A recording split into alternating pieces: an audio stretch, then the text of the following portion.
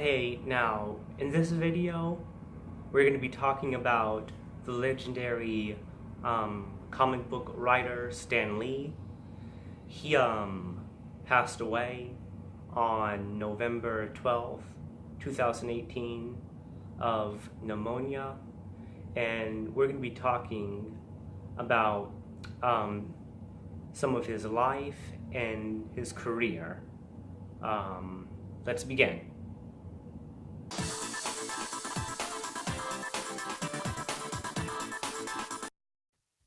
Stan Lee, born as Stanley Martin Lieber, December 28, 1922 through November 12, 2018, was an American comic book writer, editor, and publisher. He was the editor-in-chief of Marvel Comics, and later its publisher and chairman, leading its expansion from a small division of a publishing house to large multimedia corporation. Stanley Martin Lieber was born on December 28, 1922 in Manhattan, New York City, in the apartment of his Romanian-born Jewish immigrant parents Celia Solomon and Jack Lieber, at the corner of West 98th Street and West End Avenue in Manhattan.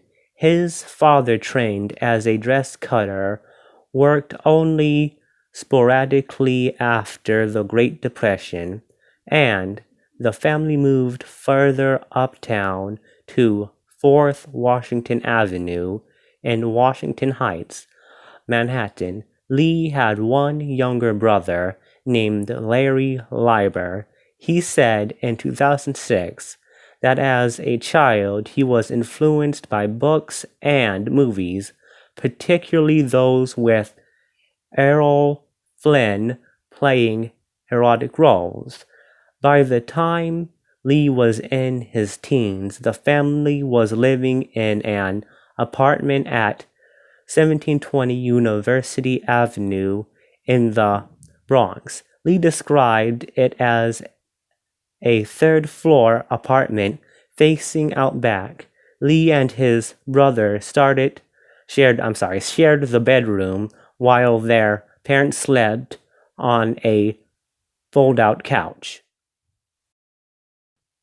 In his early career, with the help of his uncle Robbie Solomon, Lee became an assistant in 1939 at the New Timely Comics division of Pulp magazine and comic book publisher Martin Goodman's company. Timely, by the 1960s, would evolve into Marvel Comics.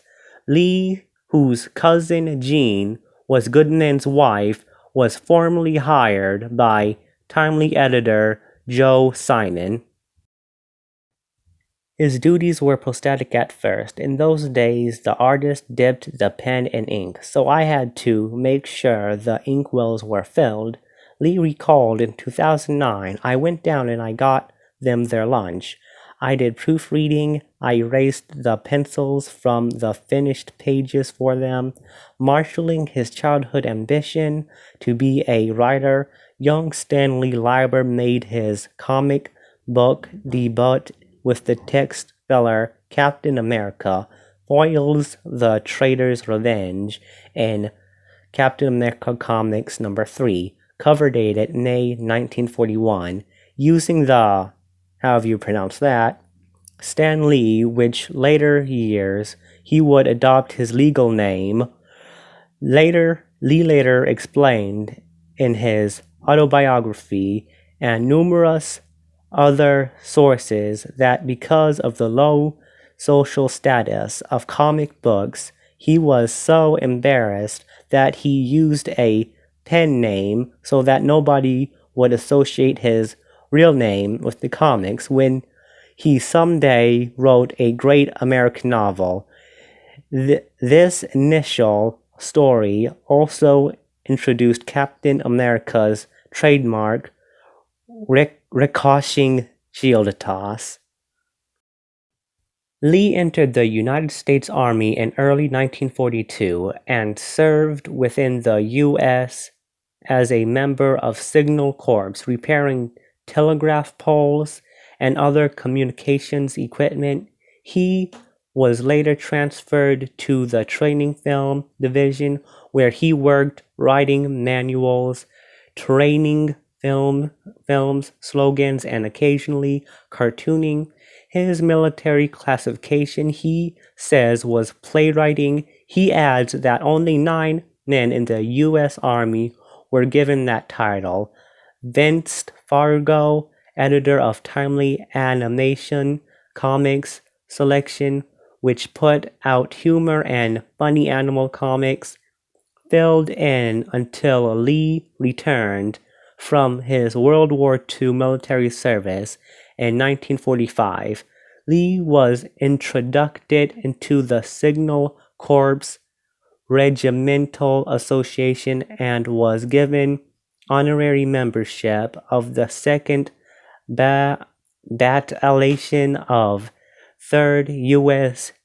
Infantry Regiment out of Joint Base Lewis McChord at the 2017 Emerald City Comic Con for his prior service.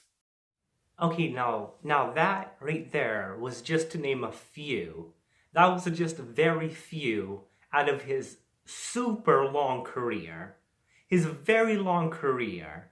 You know, he passed away at 95 and he accomplished a lot. That was just a few.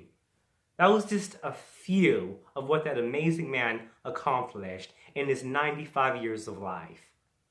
He was very amazing. He accomplished so much. He was the co-creator of Spider-Man, the co-creator of the Hulk, the co-creator of Fantastic Four, and etc. Oh my gosh, he was a very amazing person, and he accomplished so much. He accomplished so much. And you know, and during his career, he became the face of Marvel. Became the face of Marvel. You know, and I remember seeing him, you know, just the day before he died. I remember seeing him in Thor Ragnarok. You know, I was watching Thor Ragnarok for the very first time on November 11th. It was just a short little scene with him in it, just the day before he passed. Wow. Poor Stan. Poor Stan. He will be missed. He was absolutely awesome. He was awesome. He was really cool. But you know, at least he lived a very full life. You know, like it's still sad that he died, but at least he lived a very long, successful life. And that's basically what life is about, you know.